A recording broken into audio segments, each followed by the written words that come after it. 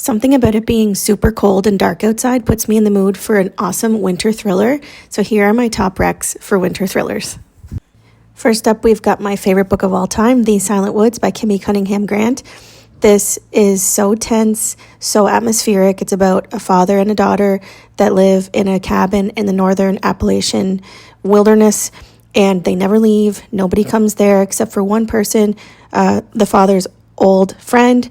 He comes once a year to drop off their groceries and their supplies, and this year he doesn't show up. And then that just sort of sets off a series of events. It's so tense, so good. Next up is The Hunting Party by Lucy Foley. This is sort of like your game of Clue in book form. This is told from multiple POVs.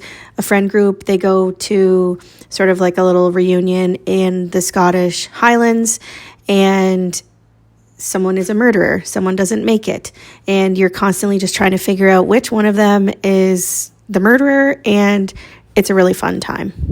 Then we have Night Watching by Tracy Sierra. This one is so intense.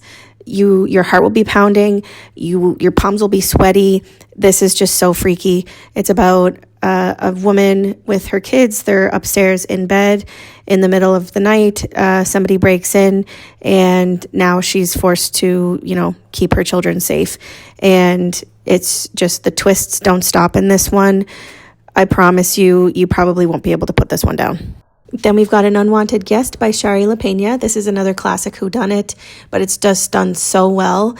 This has a bunch of couples that go to sort of like a weekend retreat in the Catskills, and a blizzard cuts out their power, and then they just kind of start getting picked off one by one, and you're trying to figure out what's going on. This is so good and so intense.